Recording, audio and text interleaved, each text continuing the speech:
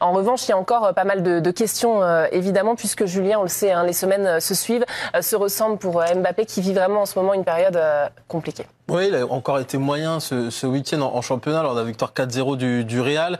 Il enchaîne les prestations sans relief. Kylian Mbappé, Marca décrit un joueur qui traverse une crise sans précédent, rien que ça, dans la presse espagnole. Malgré son manque d'efficacité, eh bien, ses coéquipiers le soutiennent, tout comme Luka Modric, Ballon d'Or 2018, et qui est monté au front pour aider son partenaire. Nous savons le joueur qu'est Kylian. Et je suis sûr que dans le futur, il va beaucoup nous aider. Il va démontrer pourquoi il est ici, et pourquoi il a été et est toujours l'un des meilleurs joueurs du monde. Alors on parlait justement de cette saison avec la réussite de Mbappé. C'est important de rappeler qu'on parle surtout de la saison parce que je sais que ça faisait partie des interrogations justement dans ce débat. Pierre, nous on a une petite conf de presse bien sûr à chaque fois quand on prépare les émissions. Et ce matin il n'y a eu aucun doute dans ta voix. Toi tu es persuadé qu'il va finir la saison en fanfare. Au Real. Oui, pour différentes raisons. Déjà, c'est pas un joueur qui a des blessures récurrentes. Il va pas faire une Eden Hazard déjà dans ce qu'est le Real Madrid, même s'il a été, il est arrivé gratuit, mais on sait le joueur qu'il est. Je trouve que c'est allé très très vite de tirer un constat comme ça au mois de novembre, alors qu'il vient d'arriver au Real Madrid. Il y en a qui vont me dire il est là depuis un moment et tout, ça y est, il y a eu le temps d'adaptation. Le seul truc, c'est que c'est un joueur à qui on a toujours dit oui depuis qu'il a 15 ans. Il est toujours rentré dans un truc où il était plus fort que tout le monde, tout le temps. Et quand il est arrivé au PSG, c'est exactement ce qui s'est passé aussi. Il était plus fort que l'institution du PSG.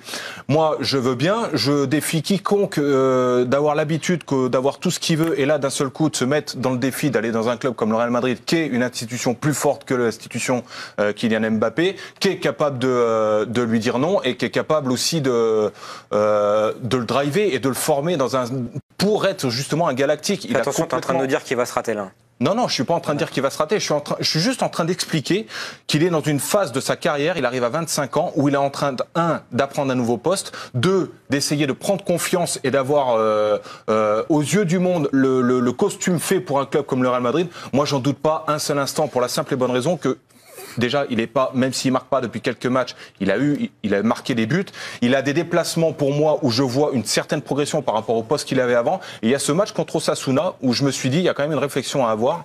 Peut-être pas sur son positionnement à terme, mais dans un premier temps, je trouve que quand il s'est déporté un petit peu sur la gauche, où ils ont changé avec Vinicius, je l'ai retrouvé avec ses gestes. C'est-à-dire aller en 1 contre 1, aller provoquer, faire des choses et être beaucoup plus intéressant parce que mentalement, il avait accepté de faire la différence.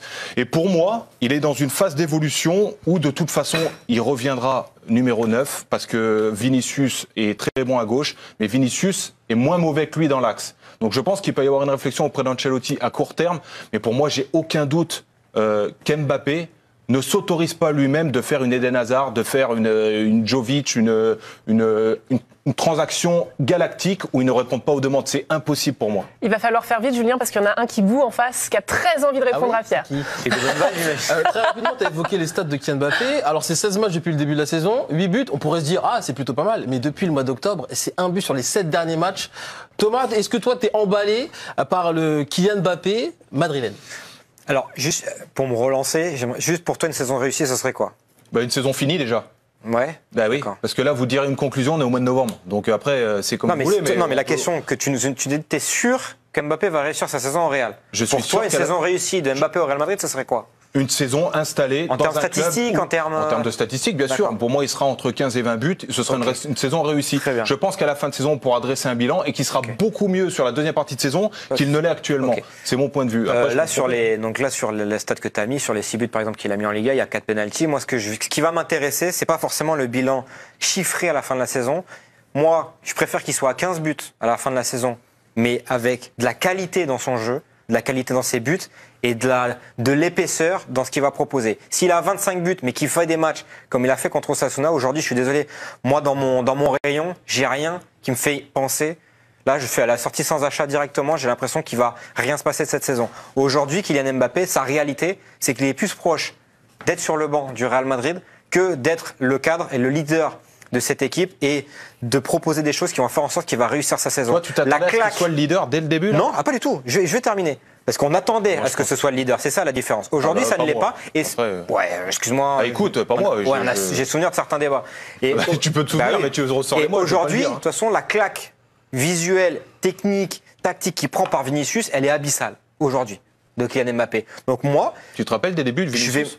Bien sûr, mais là, c'est pas le même statut. C'était pas du tout le même statut. Ah mais non, là, les comparaisons, c'est vrai, Pierrot. Les comparaisons avec les autres joueurs. Quand tu pars à 18 ans de ton pays, que tu arrives dans un club, que tu mets du temps à adapter, c'est normal. Lui, il est jamais parti de son pays non plus. C'est la première fois qu'il quitte les comparaisons avec les autres joueurs, faut arrêter. Oui, mais quand Vinicius arrive à Madrid, il n'a pas le statut de Mbappé. T'as déjà changé de club, Hugo. Non, mais tu sais très bien que c'est difficile de changer de pays. C'était pas le Mbappé du rugby. On s'en fout. Même si c'est toi qui changes de boîte, tu vas pas arriver comme ça. C'est normal. Non, mais c'est juste humain. Non, mais tu peux comprendre que les gens et les supporters, lorsqu'on leur vend Mbappé, champion du monde, 50 buts par saison, c'est vrai, le meilleur joueur du monde. Non, mais c'est pas comme ça que tu le vends, c'est vrai. Oui, mais donc tu peux comprendre que les gens attendent qu'Mbappé mette plus de 15 buts par saison. Toi, tu dis une saison réussie. Attends, la saison n'est même pas finie. Non, mais parce que tu dis une saison réussie serait autour de 15 buts. Aujourd'hui, force est de constater que sur le terrain, c'est moyen. Oui, moi j'aimerais beaucoup qu'il traverse le terrain, qu'il remette 40 buts, qu'il vole comme il a eu l'occasion de le faire il y a quelques années ou quelques mois. Aujourd'hui, malheureusement, tu te dis bon, il est moyen. Mais les gens, les supporters du Real. J'ai pas dit. Je suis d'accord avec ça. En fait, le problème, c'est que tu fais de la fiction. Les gens et les Pierre, tu fais de la fiction. Sur quoi tu te bases aujourd'hui? Quels sont tes éléments pour te dire, moi je suis sûr qu'il va réussir. Aujourd'hui, moi, j'ai, depuis le mois d'août, beaucoup de choses en stock pour me dire que ça va pas s'arranger. Moi j'adorerais qu'il réussisse. Moi je pense que je fais partie de ceux qui pensent. Et juste pour terminer, tu parlais du repositionnement, etc. Au début, on pouvait mettre ça sur l'excuse d'un point de vue tactique de son pote, etc. Non, mais aujourd'hui, pour moi, ça a dépassé ce stade-là parce que ce qui s'est passé contre Osasuna, la gestion d'Ancelotti qu'il y a eu avec Mbappé, à faire sortir Bellingham, ovation, faire sortir Vinicius, ovation.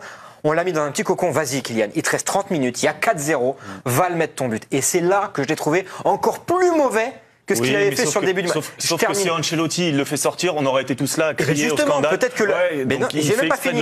Peut-être que c'était une bonne chose de le faire jouer. Donc on s'est tous dit devant notre écran, il va marquer, il va faire un truc. Il l'a mis à gauche. Et même avant Vinicius, il se déportait un petit peu dans l'axe pour le laisser à gauche. Il a été mauvais.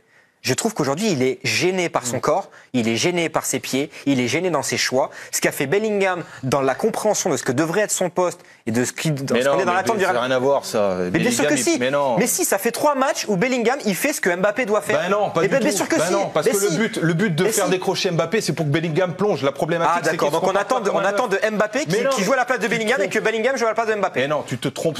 Bah si. Bah t'as raison. Alors que je te dis. Tu dis que je me trompe. Eh ben je te dis que tu te trompes. Moi je me dis que je me trompe pas. Bah peut-être. Mais quand je te dis que Mbappé joue numéro 9 et qu'il décroche pour que Bellingham plonge, ça c'est un fait, c'est constatable, ça se voit. Le truc c'est que Mbappé qui décroche ne retourne pas après dans la surface. Ça c'est une vérité. Mais tu peux pas me dire que Bellingham fait le boulot, il part du milieu de terrain. Il y a beaucoup de fois, il fait des appels et des choses que Mbappé doit faire. Je vais te dire un truc. Le jour où il fait les 9 hors-jeu contre le Barça, d'accord ? Le jour où il fait ses 9 hors-jeu, regarde uniquement ses appels. S'il modifie ses appels uniquement et qu'il les fait comme un 9, mais il les fait pas sur les autres matchs. Oh, mais toi, tu pars du principe, en fait, qu'un mec n'évolue jamais. C'est un joueur, pour toi, il est arrivé au summum de ce qu'il peut faire. Il peut évoluer à l'autre poste. Toi, ton problème dans ce débat, c'est que tu imagines ce qui va se passer. Moi, je reste terre à terre et je vois ce qu'on me donne. Et aujourd'hui, ce qu'on me donne, c'est pas bon. Donc, en fait, c'est un mec qui progressera plus jamais. Voilà. Ça, c'est le football fiction pour toi? Aujourd'hui, donc l'année dernière avec le PSG, il met plein de buts. Ça, y a pas de souci. On s'en fout du PSG, on parle de là. Oui, mais moi, en fait, je base mon constat sur ce que je vois cette année au Real. Mais ça n'a rien à voir avec le PSG, on s'en fout. D'accord, mais moi, le joueur footballistiquement, aujourd'hui Mbappé, il me met des doutes dans ma tête. Je me dis que son meilleur est passé. Ça, c'est normal. Ça, tu peux le penser. Ah, d'accord. On avance déjà. Mais non, on avance. Peut-être qu'on avance. Mais si tu pars du principe qu'en fait, son prime est passé et qu'il s'adaptera jamais au poste de numéro 9, qu'il n'est pas capable et qu'il n'est pas assez intelligent de pouvoir peut-être faire un déplacement différent pour pas être hors jeu. Sur ça, mais est-ce qu'il va évoluer à un stade pour atteindre des objectifs qu'on attend vraiment de Kylian Mbappé? Ça, je suis pas sûr aujourd'hui. Et si tu penses que c'est devenu et on parle de cette saison, je dis pas qu'année prochaine il devant le but et qu'il est pas capable d'aligner les. Il va peut-être tout casser l'année prochaine. Cette saison, vraiment. S'il met 30 buts, j'arrive, je me fais une teinture à la pierre. Il n'y a rien à voir avec mettre 30 buts. Je m'en fous. Tu verras qu'il se pliera dans le collectif. Il va se mettre dedans. Mais c'est normal. En fait, il faut arrêter. Donc pour toi, c'est une saison réussie que juste Mbappé s'intègre dans le collectif. Arrêtez juste 5 minutes de partir du principe parce que c'est Kylian Mbappé. C'est du football manager, ça. Mais si il mettra but là, ça, donc il met 30 buts. Pour toi, une ambition. C'est complètement naïf. Pour toi, une saison réussie d'Mbappé, c'est s'intégrer au collectif et qui arrive à faire 2-3 passes à Vinicius, bah bravo. Il faut taper sur Mbappé parce que c'est Mbappé. Donc le mec. Non, on parle d'Mbappé, on aurait pu parler de tout le monde. Tu changes de club, c'est pas possible de s'intégrer et de mettre du temps. C'est pas possible, ça n'existe pas. Le mec est dans le foot depuis qu'il a 12 ans. Moi, si je vois des choses, si je vois, il me donne rien. Il me donne rien. C'est pas possible pour un joueur d'être dans un cycle où il est pas bien. Si, mais ça arrive. Mais bien sûr que si. Il n'y a pas de problème. Mais sur l'évolution de sa saison, si à la fin de la saison, il a mis 15 buts et qu'il a fait 3 passes, et ben ça sera pas une saison réussie. Si c'est impossible qu'il évolue, c'est ton plein de vue. Moi, je pense pas. Après plus d'une semaine de souffrance, les fans madrilènes peuvent maintenant souffler. Nous venons de vivre, nous les madridistes, un week-end très spécial. C'est du pur bonheur, un régal. Pourquoi les amis? Plusieurs événements qui ne pouvaient que faire le bonheur de nous les madrilènes se sont déroulés, il s'agit de notre victoire 4-0 sur Osasuna.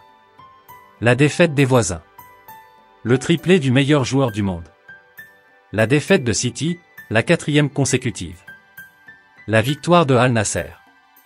Et la défaite de l'Inter Miami. Alors qu'ils avaient pris un malin plaisir pour se moquer de nous à cause du ballon d'or qui n'a pas été décerné à Vinicius Junior et pour nous avoir battus une fois sur 5 confrontations, les voisins ont lu leur contre la Real Sociedad. Ils n'ont même pas pu cadrer un seul tir.